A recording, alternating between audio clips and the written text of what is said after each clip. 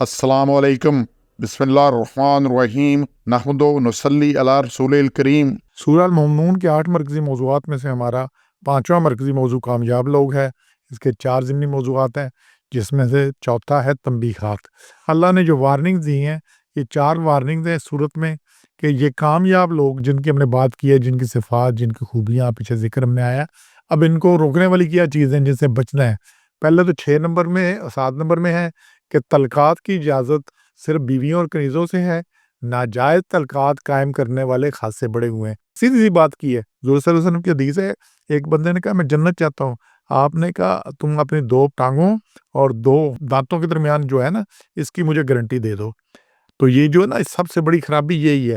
ये सारी दुनिया उगाते ये न्यू ईयर नाइट क्या होना है, तो यही फाशी, खराबी, बहाने ढूँढ-ढूँढ के न्यू ईयर नाइट आई है तो क्या उसका मतलब है कि ये मिक्स महफ़िलें हों और नाच-गाना हो और फिर ये सारा कुछ हो। अभी वैलेंटाइन डे आ जाएगा जी, मतलब मुख्तलिफ वजह से बहाने, जैसे नौरोज़ आ जाएगा और फिर यहीं पे बात नहीं होती, फिर अकड़ते भी उस पे। वो कहते हैं ना जी, आए कुछ अबर कुछ शराब आए, फिर आए जो अज़ाब आए। तो ये मतलब वो अज़ाब को भी दावत देते हैं कि अबर हो, शराब हो, मौज मेला हो, मस्ती हो, फिर जो होना है अल्लाह करता रहे, हमने नहीं बाज़ आना। तो ये इतनी से ये जब चैलेंज देने वाली बात है, तो अल्लाह ने ये रोका है कि तल्लक किससे, सिर्फ़ बीवी से, या और लौंडियों वाला किस्सा ख़त्म हो गया, अब इस वक़्त है नहीं, तो लिहाज़ा सिर्फ़ बीवी से है। इसके अलावा जो कुछ करेगा, अल्लाह ने कहा है वो मलामत ज़दा है, उसकी मलामत ही मलामत है। ये हद से बढ़ने वाले हैं, आदून हद से बढ़ने वाले, और जो भी कोई हद क्रॉस करेगा वो खराबी में जाएगा, है ना? तो ये सारी चीज़ इसको समझ लें, इस चीज़ को अच्छी तरह।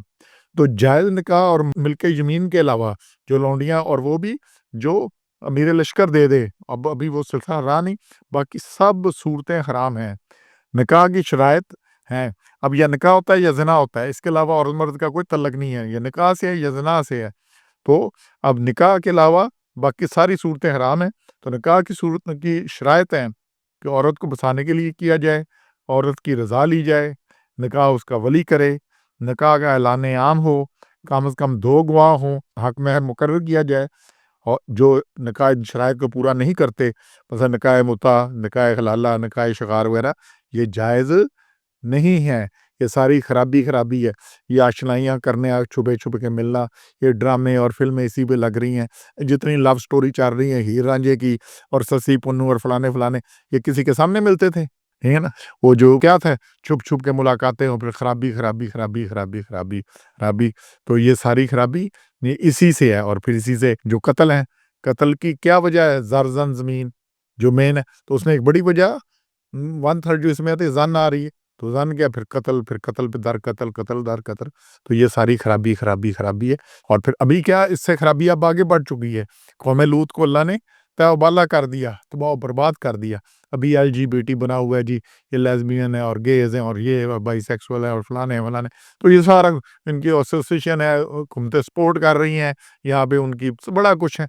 और इसको खराबी तो किसी थी, लेकिन खराबी छुपी हुई है। अब कौम लूत की तरह खराबी भी सरेआम और बाकी कुछ करके, और क्लेम करते हैं हम जी LGBT, हम ये जुलूस निकालते हैं, करते हैं उस पे, और फिर कहते हैं हमारा जिस्म हमारी मर्जी। तो जिस्म मर्जी तो तुम्हारी है, पर आगे चलनी तुम्हारी मर्जी कोई नहीं है। तो ये सारी खराबियों की वजह क्या है? अल्लाह ने 81-82 में कहा जिंदगी बाद अज मौत का इनकार है। अल्लाह ने कहा कुफार की तरह मत हो जाओ। तो ये असल खराबी क्या है?